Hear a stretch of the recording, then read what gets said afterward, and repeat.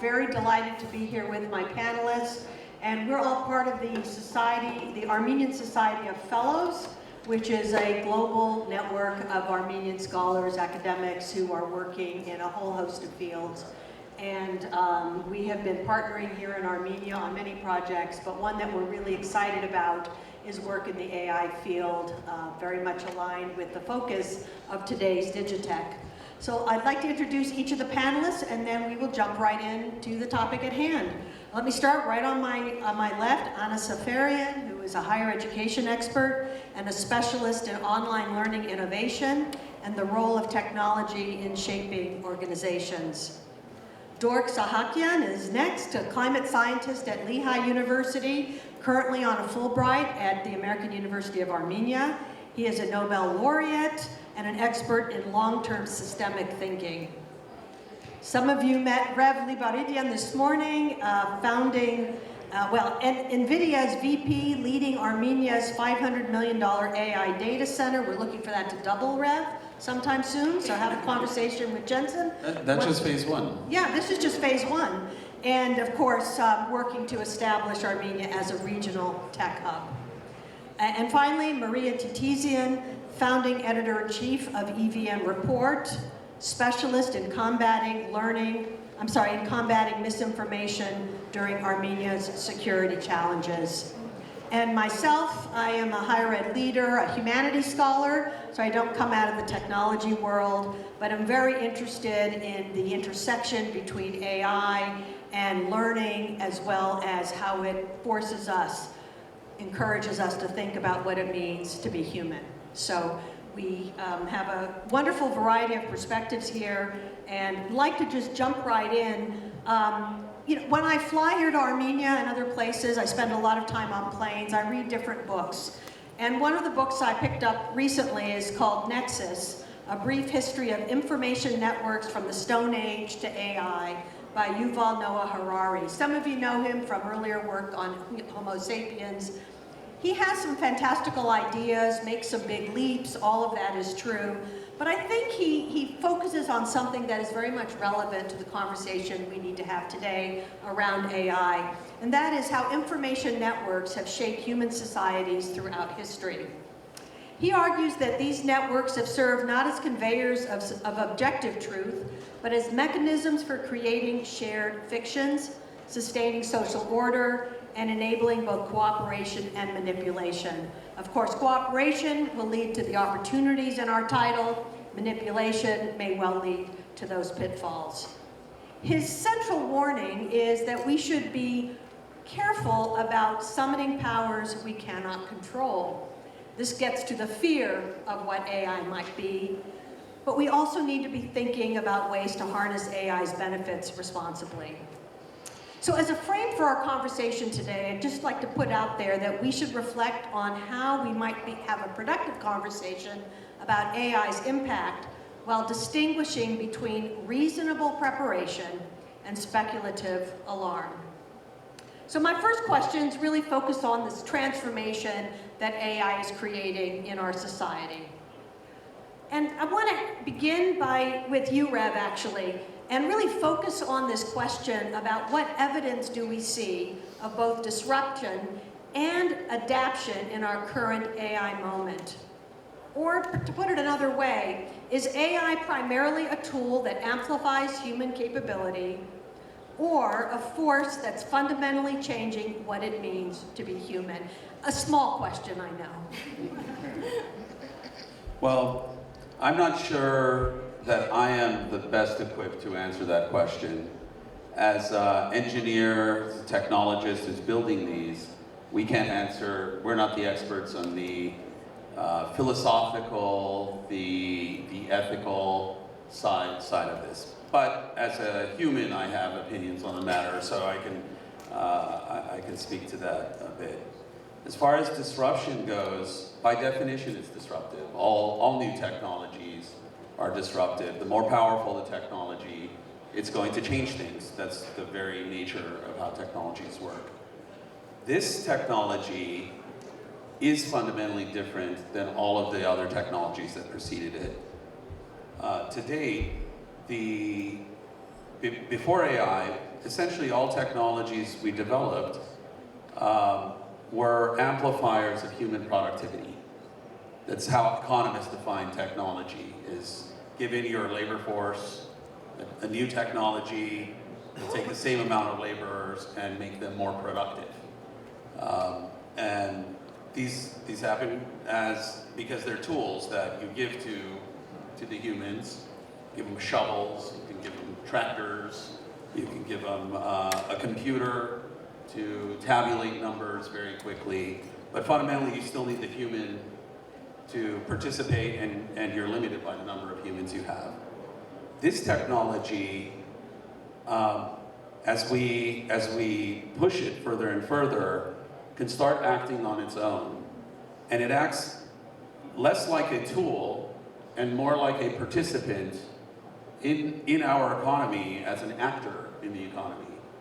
So the potential increase in productivity is going to be far greater than what any one tool has done before, because we can potentially increase the labor population with it. And this brings with it a whole new set of challenges and disruptions and adaptations that we really do need to think through and apply in society. Now, my belief, personally, is that for as long as we can remember, humans have always been very fearful and skeptical of other entrants into their local labor economy. They fear immigrants, they fear the growth of populations.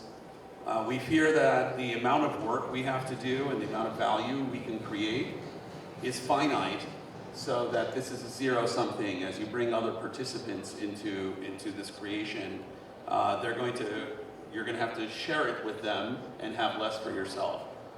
But history has shown that's never true. As we increase population on Earth, we produce more. And as populations increase due to immigration, there's generally more productivity overall. And so this is essentially, from my perspective, as an engineer looking at it from an economics point of view, we are now manufacturing the equivalent of human laborers for many of the types of tasks we need to do. But it's not zero-sum, it's going to be positive sum. It should be just like it has always been as we increase the number of humans.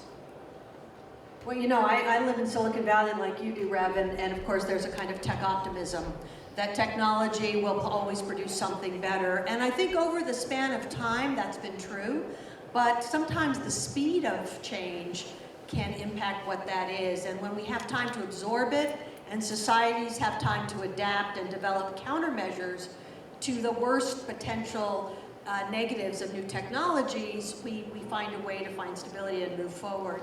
And this leads me really to you, Maria, because you work in the information space, in the media space. And if we think about these networks as ways of telling stories, and I was listening to, many of you heard not just Rev this morning, but Nubar Afeyan as well, really putting out what was a very optimistic view of the potential of this integrated intelligence, what he calls polyintelligence, to change the possibilities of the world in which we live to the better. You know, a disease-free world is a world of the better. But we know that we're not there yet. And so Maria, you in the information world, you are dealing with this disinformation, misinformation, manipulation of information. Talk a little bit about what you're seeing, where you see the possibilities of us adapting, and where you still find areas that need our very serious attention. Thank you, Mary. Yes, we've been grappling with misinformation and manipulation of information for quite a while, and AI has now presented an additional layer. You know, I tend to be very skeptical and very careful because, you know, as a journalist, we check facts, we triangulate, and we have developed skills that I think are now so valuable for societies in general. We have to teach media literacy. We have to understand what it is that we're reading. We have to renegotiate the power that sometimes I think we give to AI. So as as a disruptive force, as Rev said. It's seriously disruptive because now we have in newsrooms AI-generated content.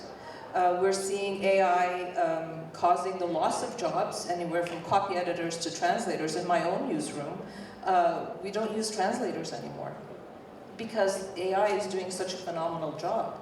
But the human in the loop, I think, is so critical that we need to understand that whatever AI does for us in the information space, the human component still remains critical. And to sort of relinquish our agency to AI is to the detriment of societies. So what are we doing about AI-generated content? Newsrooms today are developing AI policies.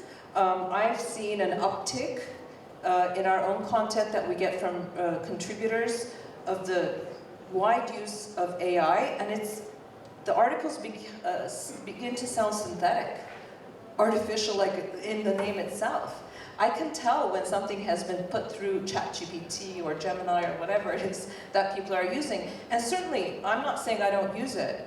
I do use it because, look, when we're doing data-driven journalism, the data sets that exist, the tool that it has become for us, AI, to take those data sets and create something that would take hours and a team of journalists to do.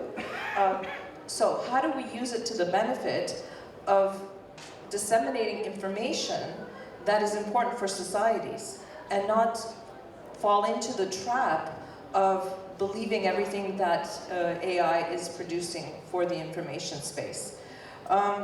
Fact-checking, visualizing stories that before could never be told. But then there's problems, the inherent biases that we see in these data sets, for example. So that's why I think we need to be very cognizant of the human hand in all of this, and not to give all of our agency to these AI tools that, while make our jobs easier, look, these deep fakes, there was a case in Armenia with voices of people. This is a very tricky, slippery slope that we're on. So the importance of media literacy today, I think, is as critical as ever. Thank you for that, and we're going to come to the education piece in just a moment. Before we do, I just want to turn it to you real quick, Dork, for just a quick response to how AI is impacting, your work in the scientific field. You do a lot of systemic thinking, but you also have been a very active scientist for many years, so you've seen the evolution and the impact. Yes, I mean, it's not all scary after all. I mean, there are some very upsides to using AI, in particular, convolutional neural networks, which is kind of one of the bases for machine learning, can be used for image identification. Now, okay, it can recognize your face, but it can also recognize bits and pieces of fossils in sediments that can help us reconstruct paleoclimate, for example. Much better than the human eye can do. So this is a scientific application. It can recognize whether your car is drifting off the lane, right? Okay, give you an alarm. This is basic and very useful stuff. So it amplifies our ability, but it also amplifies the ability of some humans to exert control over other humans, right? So this is not AI taking over; it's being used as a tool. Now, the intention of those humans to exert their influence, that determines whether it's good or bad, right? Are they doing it in the human interest or in their own interest, right? But this is not something AI can decide. This is now human agency. So there's no law against outright lying to the public, right? And AI can very much help get misinformation and disinformation across to the public. So one has to be careful with this. And so it really raises the question of, first, how we're educating people, how is this impacting learning, development of, if you will, about policies in our society, expectations, values, and all of that. So let me turn to you, Anna, on that. You're a longtime educator. You've been thinking a lot about that intersection between learning and our sort of technological advances. So if AI can instantly provide information in the way that Rev described and generate content, what should education then focus on instead? What is its role and how has that changed? Well, thank you, Mary. That's a billion-dollar question, and I'm not being flippant with that number. AI education technology right now is at 4.5 billion as an industry and expected to get into 15 billion just in the next, 2-3 years. So it's a question that we all are thinking. However, before we get into what education can do with AI, let's think, what is education? Is it a simple transfer of knowledge and facts from the professor on the stage or in front of the auditorium to the students? And I really hope the answer this day and age is no, because if that's the only thing, then we're done. But that's not the only thing. The main thing comes from skills that are purely human. The team collaboration, the ability to adapt, to ability to pivot, to see the complex picture from the data that AI is giving. I'm very excited about opportunities that AI is giving education. I do, to Rev's point earlier, it is still a tool in my mind. It's an incredibly powerful tool, but it's a technology, and it will continue to be a tool because as much as it can do on their own and produce, or even physical agents, it works for humans. And as long as it works for humans, for whatever purpose, it's a tool in my mind. And it's not a new problem. I think Paul Virilio, right, the French philosopher, said, we invented a plane crash when we invented a plane. So every technology has its risks, at the same time, with usually proportionate to its advantages. So the advantages are there. Education is mostly ready to absorb that. Most educators understand that it gives us an immense freedom to utilize our time differently. So it's not me lecturing in front of the students, but it's me working on specific projects that AI can enable, personalized learning, accelerated pathways. If I have a classroom full of students and I know one, and I'm teaching, I don't know, marketing strategy, and I know one of them is interested in health technology and another is interested in food industry, we can be talking about the same thing, but this person will be seeing examples from health technology and this person will be seeing examples from restaurant business. And good teachers can do it even now, but that requires a teacher being, talking to 3 different students at the same time. AI can do that. AI can increase accessibility. Translation, you were talking you don't use translation. It's so accessible now. Our students don't need to be limited to English lectures or Armenian lectures. They can listen to anything and it's automatically translated. So I'm very optimistic that we will use it correctly, and it will. It's not as and I know people will say, ChatGPT and students cheat, and yes, but that's where AI literacy comes at the early age, not at the college level. If we're teaching that at the college level, we're too late. AI is not a crutch, it's a trampoline. And as long as we're using it as a trampoline and not a catch, we'll be okay. Well, let me follow up with that then. I mean, we talk about a fundamental change in education back in the late 19th, early 20th century when we moved into the industrial age. Now we're in another transformative moment when we moved into the digital knowledge-based age. It's very different. And you started to really suggest this, that it's no longer about just sharing knowledge, because knowledge is everywhere.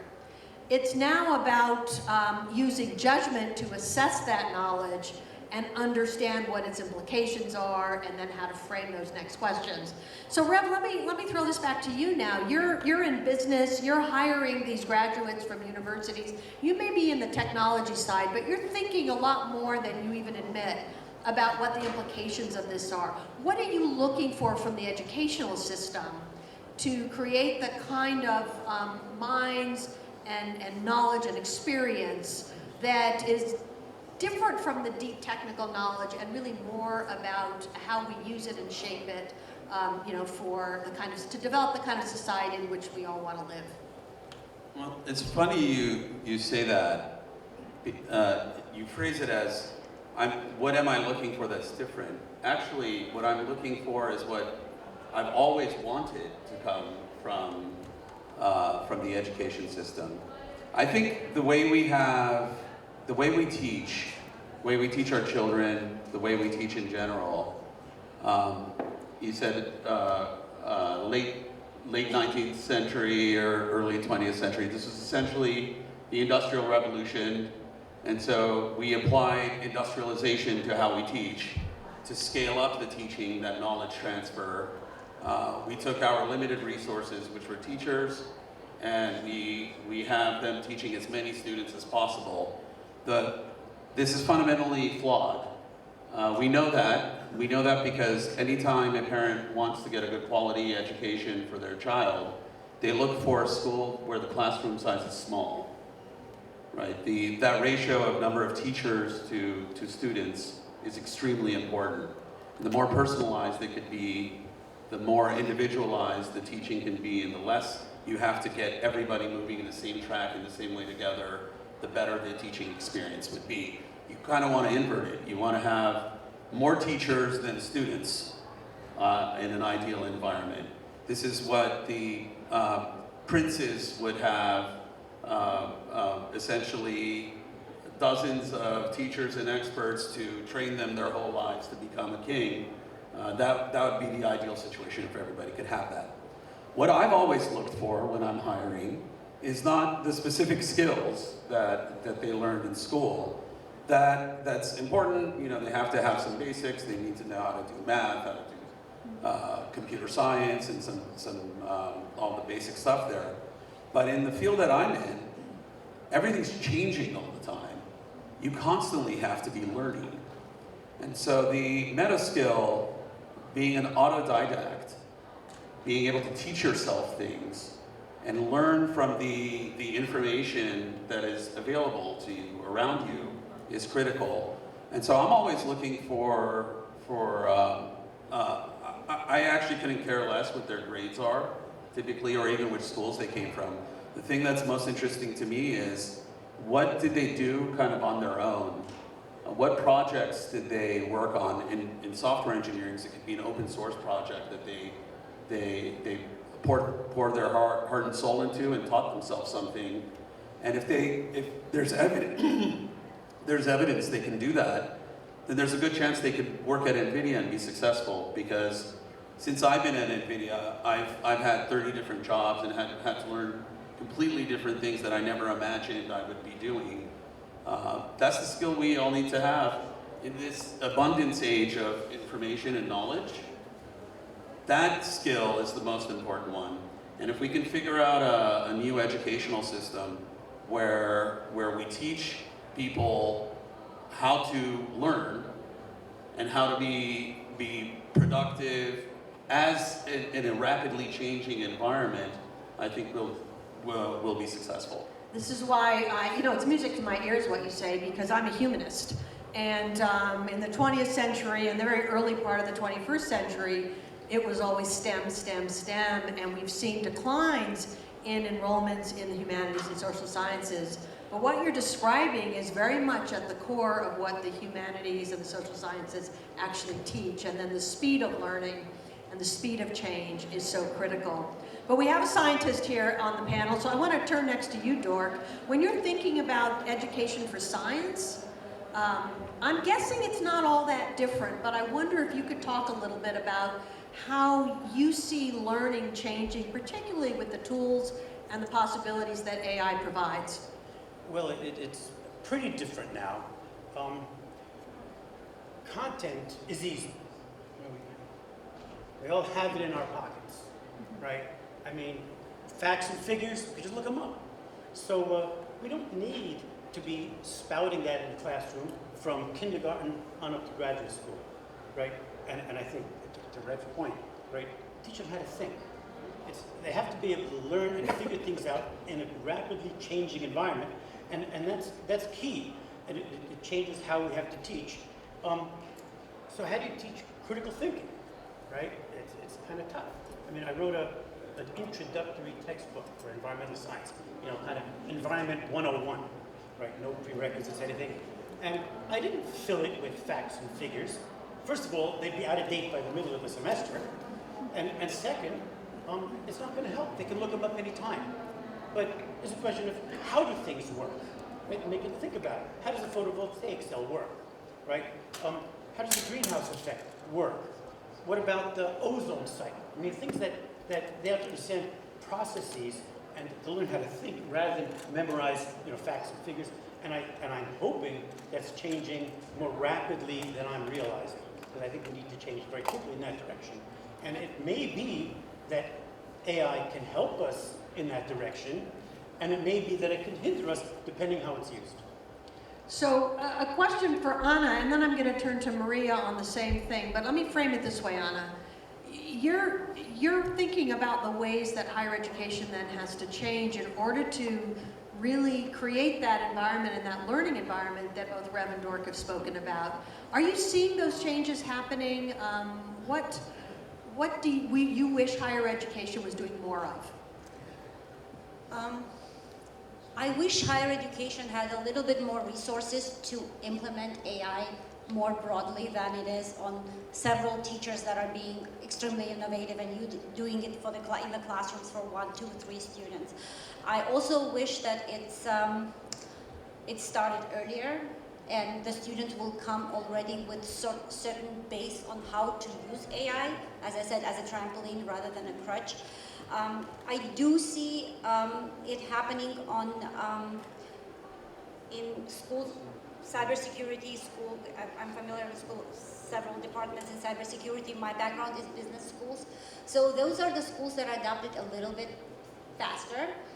Maybe because of more resources. As you said, in the past 30, 40 years, the resources were pulled from humanities into STEM and business. It's happening on the micro level for now. I wish we would see that more broadly. Well, Maria, I'm not sure if our other speakers have made you more skeptical or less skeptical and more optimistic, but I want to ask you, as you listen to this and you think about the kind of education and preparation, if you will, that students should have, which really bleed into their role as adults and as consumers of media, what do you think is missing in the education? What do you see as potentially hopeful if we can direct ourselves in a better way? I think we have to stop focusing and fixating on the technology and start thinking about the pedagogy. Because I see, I also teach at the American University. I've been teaching there now for 11 years. And the use of AI among students is alarming. But the faculty is also using it. So let's be honest and have these honest conversations and figure out how we're going to use this technology. And especially in Armenia, where in the school system, the education system, we don't have enough critical thinking. We have mostly rote learning, it's mostly memorization. So how do we teach our students to move beyond memorization and almost use the AI tools, but interrogate it?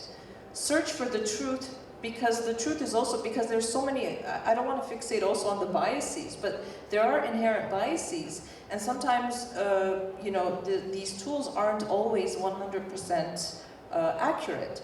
So to teach them how to use it and to understand that critical thinking is no longer just a skill, it's survival. If we cannot approach what we are seeing critically, it's going to lead us down, some very dark pathways. And part of that, of course, is understanding that AI itself is correcting itself and improving itself. So it's not static either. But you brought us back with your role at AUA. We've got a couple of you. Dork is at AUA as well. Anna's a graduate of AUA. Rev and I just visit AUA, so we all have a connection. But we also have connections to Yerevan State and the Polytechnic and the other institutions across the country. Rev, you spoke about this a little bit today, so I don't want you to give your whole presentation from this morning, but not everybody was there. We have talked about Armenia's unique positioning, a small country, potentially agile, though maybe not as agile as we would like it, with tech ambitions, that's clear, and democratic values. Can Armenia become a model for doing AI right? And I guess we have to define what that means. What does AI right means? And what would that look like for a country like Armenia? I mean, just to answer the question directly, of course we can. Like that, but that's a choice. We have to choose whether we want to or not. And, but definitely we can, and we have a great opportunity to do so. Small countries inherently have a disadvantage. We have less people, less resources. But the one advantage you can have, being small, is agility. We're like startups. You know, small companies that can do, make decisions faster and go implement things quicker because there's just less people to move. And so we can choose to use that as an advantage or not. We can also experiment with applications of AI in a smaller kind of petri dish here with quicker turnarounds so that if we get something wrong, we can potentially correct it quicker. So I think this would be a great place to actually experiment with AI done right in a sovereign context. What you do within your school system, medical system, economy in general. I believe we will do it. I'm hopeful. That's why I've been working so hard all these years to try to bring the foundational capabilities to Armenia so that we could power it. And that's going to happen. Early next year, we'll have the AI factory. And on top of that, we can start building these applications and start applying it to things that are distinctly Armenian, to our government, to our security, to our healthcare system, and so on. Yeah, and I think we all believe that, which is why Digitech is so dynamic this year with such contributions. But Anna, let me turn to you then to take it to that next level. Rev is helping to put that infrastructure in place, but what follows that infrastructure are some of those policy decisions, the ethical frameworks that should guide the development, regulatory frameworks as well. Where do you see Armenia's attention in those areas being the most productive? I think we need a huge regulatory bureaucracy to deal with AI? And I don't think we do. So don't be alarmed. But I do believe that we do need some legal and ethical backbone to be set by government. This is the case where size will work to our advantage. Size matters here.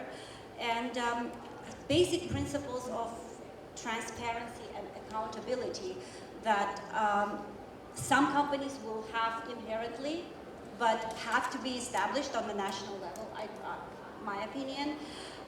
Also, even in a small country, I don't believe that everything can happen at the same time. So some national priorities have to be established, like determine several sectors we want to start pushing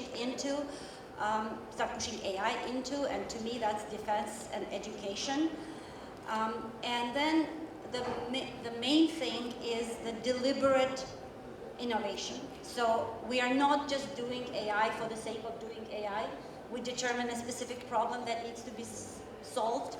We are finding AI solution, and we are testing it, and we are creating sandboxes to test it, evaluate the impact, then roll it through.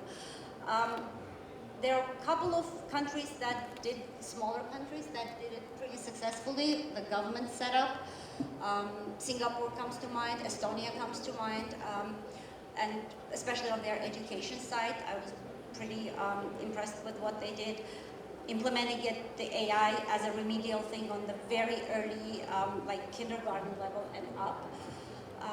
And I think Rev said it's important for whatever regulations we'll have, the national framework, to be flexible, because we don't know what technology will be.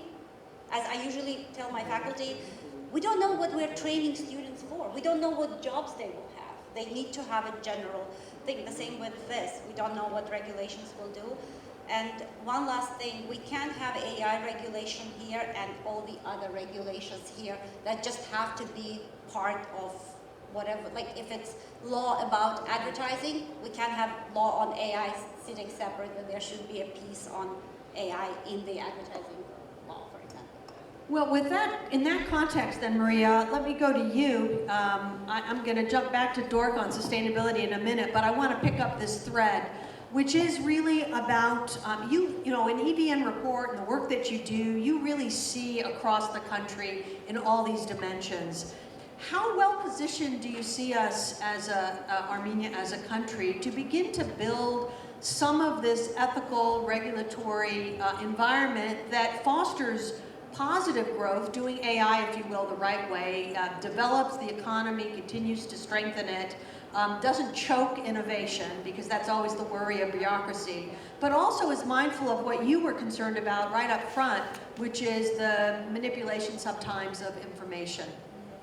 Well, you know, being a small country is really advantageous, I would argue, because you can make change, you can feel the change, right? So, but at the same time, to be able to compete with the world, that's your disadvantage. So we have to look at high impact, low risk things that we can implement in Armenia that could serve as examples for other countries to follow. I mean, building strong data governance, right? Ethical considerations, cybersecurity. There are many things that we can do, and I agree with Anna, the regulatory framework can't be in isolation. It has to be integrated with all other regulatory or legal frameworks that we design in the country. I think that we have the ability, it's about the will and finding the right people to be able to build these things. But definitely we have to be very careful with privacy, data, information security. I would even, you know, personal data, all of these things are really critical, I think, that we need to be careful for. But we can certainly strengthen our information resilience. And you know, you're going to get tired of me saying these words, but literacy. So whether it's AI literacy, media literacy, information literacy, these are things that, you know, our education ministry, our government, and civil society has to work on robustly. I'll never get tired of hearing about literacy. I am a literature professor, after all.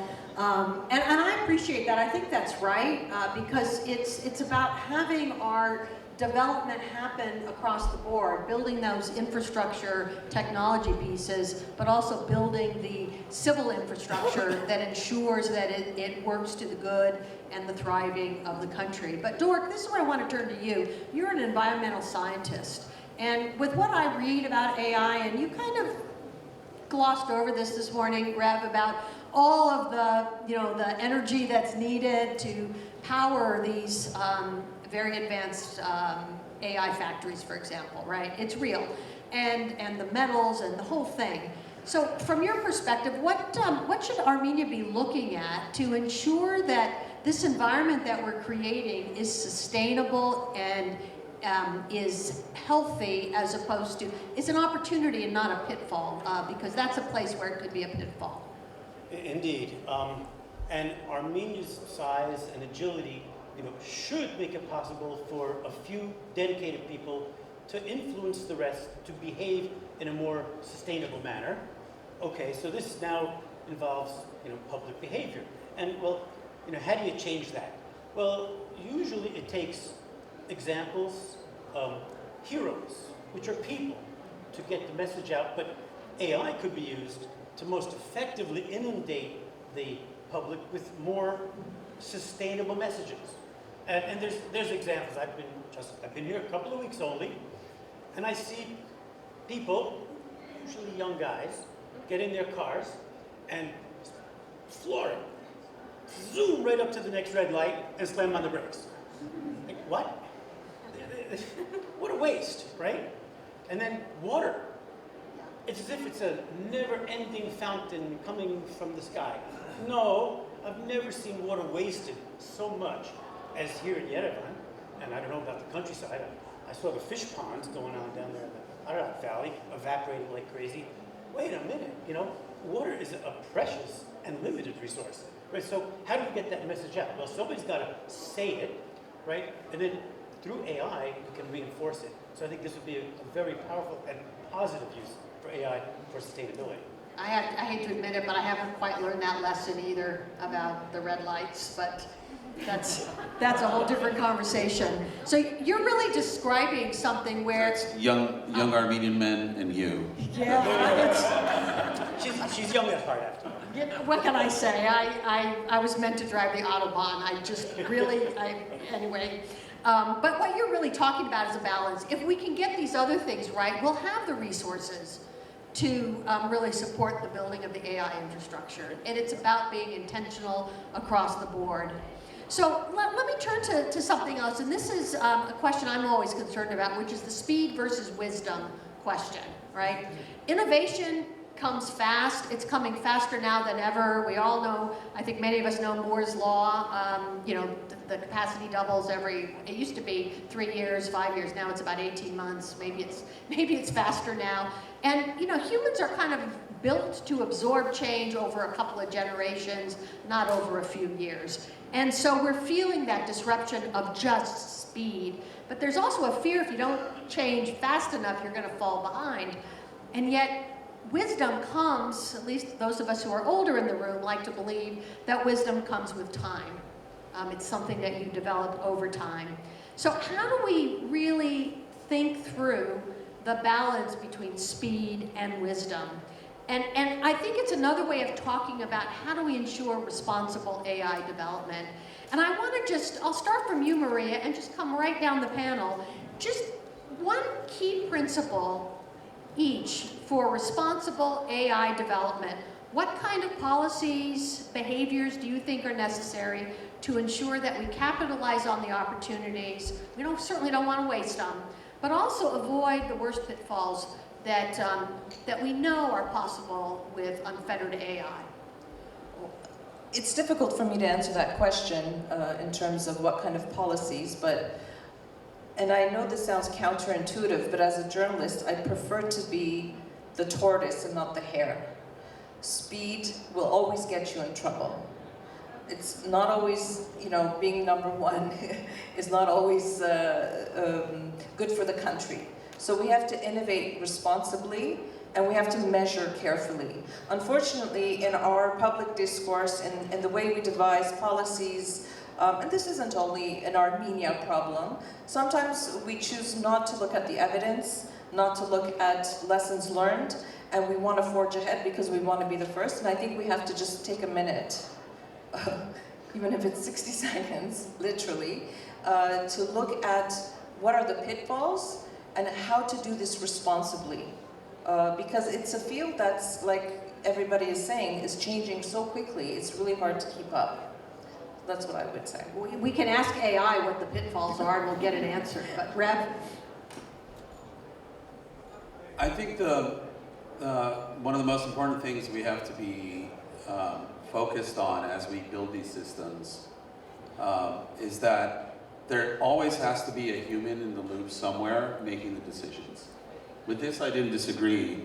When I was defining the labor versus tool, it's in the context of it in economics. This is a producer of value. But even with humans have guardrails. Humans have, there's decision-making structures that limit what every human can do in a particular team. Not every human in a company can make the decisions the CEO can make. So we have to decide what the relationships are with these AIs to us in the organizational structures we create, in the decision-making structures. We should be very clear that what we are building is to serve humans. We are not here to serve AIs, and they're not just there to serve themselves. We are building them for us. And so all of our systems should incorporate human decision-making in there, and it should be based on human values. The problems we are going to face, I believe, are not the technology itself. It's the classic problems humankind has always had. We can't seem to decide what our values are and how we value humans and which humans are more valuable than other humans and so on and so forth. We have to go solve all those. That's why the humanities are still so critical to us. They're more important than ever. The technology will not solve that problem. It'll just amplify whatever system we create. If it's a good one, then it will make it much better. If it's a bad one, then it's going to make it much worse. So you can use the technology then, a state, for example, could use it to control a population. Or we can use it to enhance the possibilities and the learning of the next generation of talent. Just like every other technology that preceded it. You know, there are always dual uses of any powerful technology. So it's a decision that we have to make. You can use nuclear technology to create abundant energy for the good of humanity, or you can use it to destroy it. It's a choice. So far we've chosen not to destroy humanity with it, surprisingly, after all these years. But there's no reason to believe we can't do that with AI either. We just have to have a collective will to do so. Yes, thank you. Dork, your thoughts on that? Well, in the world where I come from, it's publish or perish. And it has always been true and remains true. AI makes it easy to publish in some ways, right? And there's opportunities, right? Great, because I've been a journal editor for many, many years, the Journal of Geophysical Research, and you know, it's easy to find plagiarism from other journal articles, or even from, you know, ChatGPT. I tell my students, I'm fluent in ChatGPT. I recognize it when I see it. You know, don't do it, right? You know, and not only that, but AI can also identify itself. So you know, there's opportunities. I can find potential reviewers, and all this makes it easy. But of course, there's pitfalls. It's tempting to use AI to summarize previous findings, and AI so far cannot think imaginatively for itself. All it can do is concatenate what is already known in the literature, online, etc.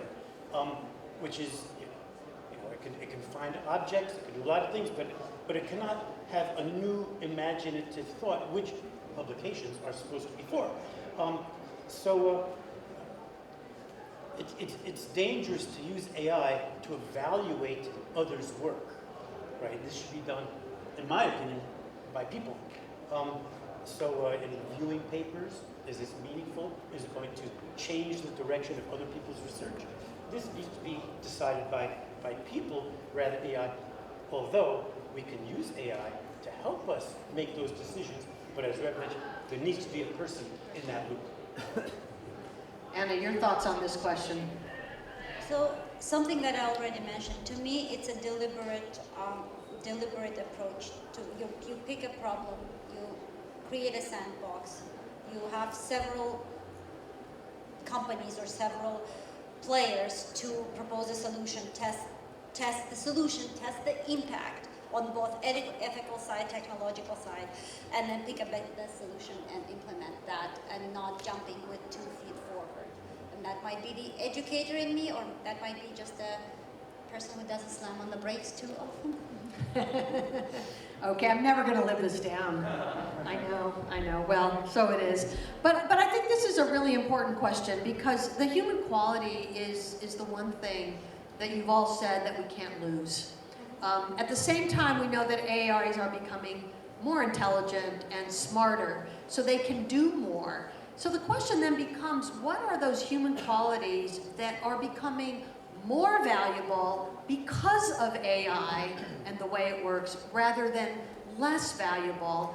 And how do we actually ensure that those values are developed in our society? So I'm going to start with you on this one, Anna, and we're going to work our way back down as we think through this question. That's easy for me. It's compassion.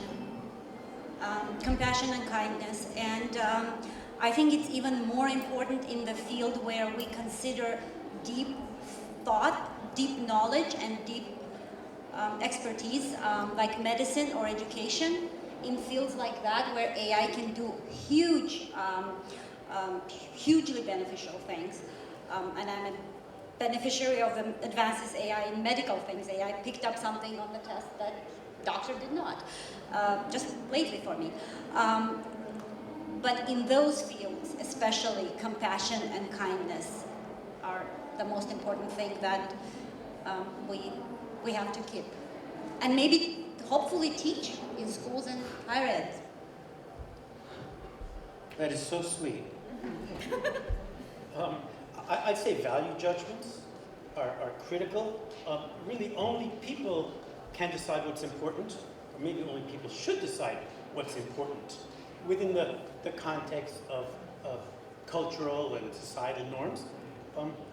If AI were to decide what's important to people, that really critical role for a human is taken away.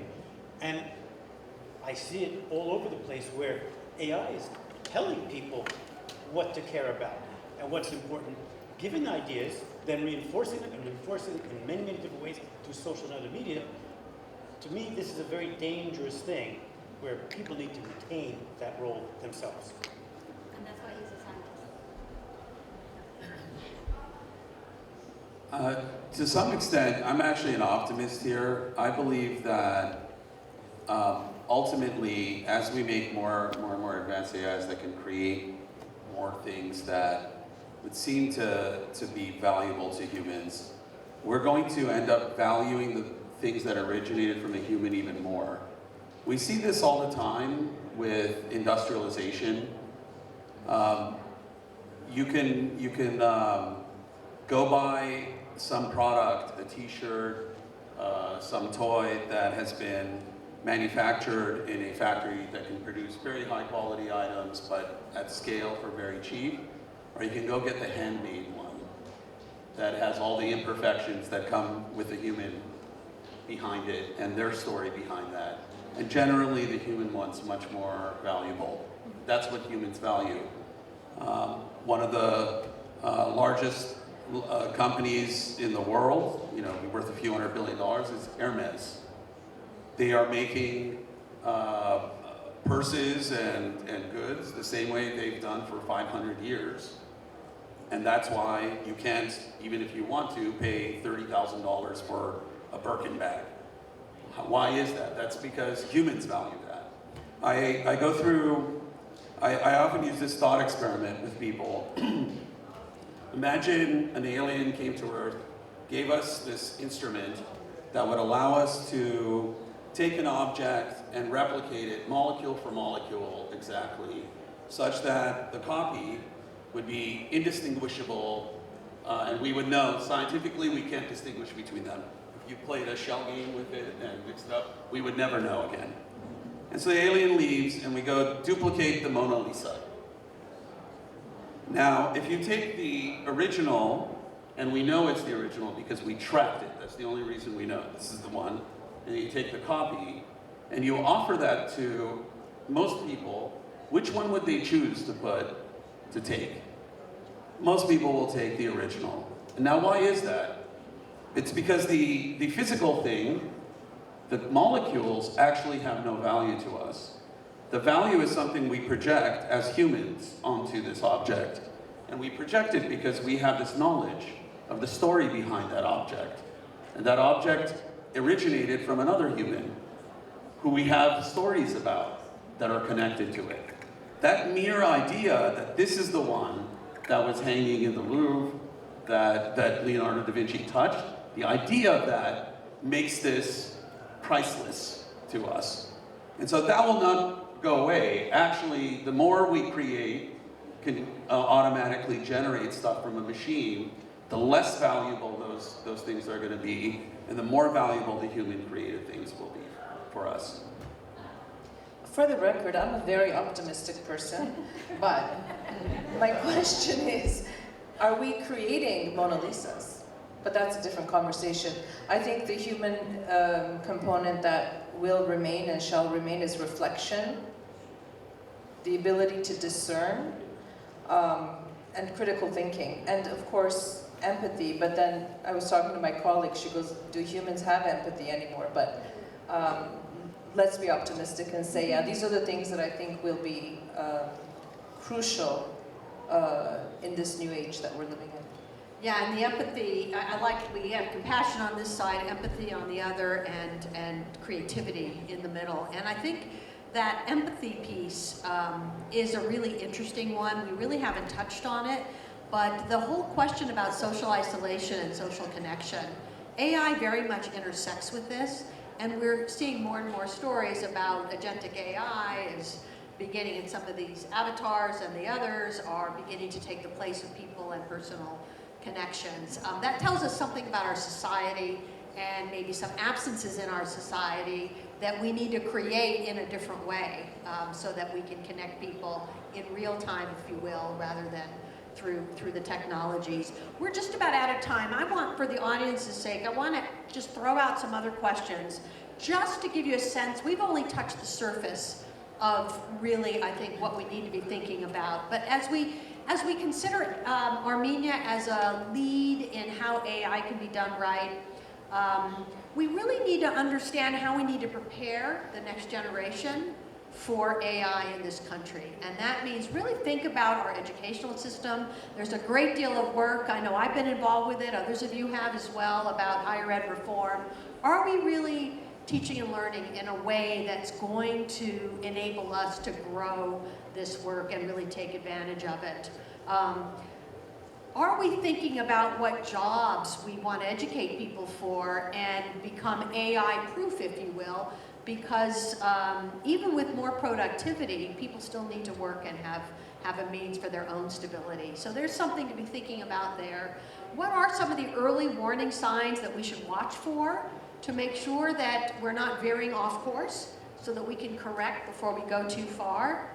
And what examples do we already see where education and business and society writ large, the workplace, are already beginning to adapt AI positively? I put out a lot of questions. I'm going to ask all of you to think about it, but I'm going to let my panel just end by taking whatever one of those you want and offer any final thoughts of wisdom or encouragement on those questions for Armenia and the Armenian context specifically. So Maria, I'm going to start with you since you know the Armenian context so deeply, and anything you want. Oh, how much time do you have? I have a lightning rod. No, okay, let me just focus on education, because I had a run-in with my grandson. I have 3 grandsons, and the oldest one came to me and said, I don't know why you're not just putting ChatGPT on your phone. Okay, he was 10 when he said this, yeah? So my concern is that for those of us who grew up in the analog world, right, we used our brains and we were trained to look at the world and to study and to learn and to read and to reflect in ways that these children will not be exposed to. That's scary for me, because I'm thinking, how are they going to, it's not only about managing information. When the internet came along, we were all like, oh, it's going to democratize the world, it's going to do this, and all of a sudden we were with this avalanche of information, and it wasn't at this point creating anything, it was about how do we manage the information. And now, I'm really, we're in the crosshairs right now. How are we going to teach these children what is the truth and what isn't the truth? What their capabilities are or aren't? And then let's fast forward to the older generation, to our children's generation, and my son is saying, maybe I should go be a plumber because AI is eating up all of our jobs, right? So the vocational education component all of a sudden now is being highlighted. So it's a very tricky place at the moment, and navigating all of that is going to be one of the biggest challenges for any society, any country. Rev. I forgot all of the questions you That's asked. okay. I'm not sure. I might answer just a question. It's an excuse to say any final words. Okay. What I would love to see happen in Armenia is what I suggested to the Prime Minister Papazian back in 2018, right after he took office. I had come out here to help advise him on the high-tech industry. What I see with Armenia is great amount of potential, but it's a small country, so we have limited resources, including limited amount of people to think about things and research things. And when you have limited resources, even when you have near unlimited resources, you always have to focus. You need a strategy. In order to build our high-tech sector, we need to have world-class basic research happening here in the technology domains, and particularly in computer science. That's where I play, and that is kind of the foundation for all the other sciences. And we have a great amount of potential here. There's a lot of software engineering, a lot of work happening. However, we don't have a lot of world-class research coming out of Armenia. What we need to do is stop trying to boil the ocean, pick 1, 2, maybe 3 places where we can be world-class, and put all of our resources into that particular area. So what I suggested to the Prime Minister, said let's pick 2 or 3. There are examples of other countries that have done this. Israel did this 20 years ago with computer vision to guide missiles. And they ended up being world-class. And around the time when I met with him, there was a company that was acquired for $15 billion by Intel that was a derivative of that technology, Mobileye, where they were applying the same technology to autonomous cars and driving. We need to do the same thing here. Let's pick something that is immediately useful, that we can focus all of our resources onto, being world-class, and choose it wisely so that it has broad applications. And once you become world-class in something, it's easier to then go into adjacents and be world-class elsewhere. Being world-class will make it such that we don't have to go beg as followers for anything. We can be the greatest at some things and have others come to us for this, no matter what the price is. It makes us indispensable, and it's called a strategy. So yes, Dork, very quick, we're just about out of time. Go very quickly then. To be on the positive side, AI can do wonderful things for us in scientific research, in image analysis, in reducing car accident crashes. All these are great things. These are fabulous opportunities that we can take advantage of, provided that we control AI rather than AI controlling us. Anna, any last words? Very quickly, 100% agree with Rev's point, like, what is it, +1, as they say. And if I have a magic wand, I would say we should start thinking long-term, very long-term. And as a nation, we haven't always been that way for a number of reasons, and AI is just, should help us with that. So a long horizon. Please join me in thanking our panelists for a really interesting conversation.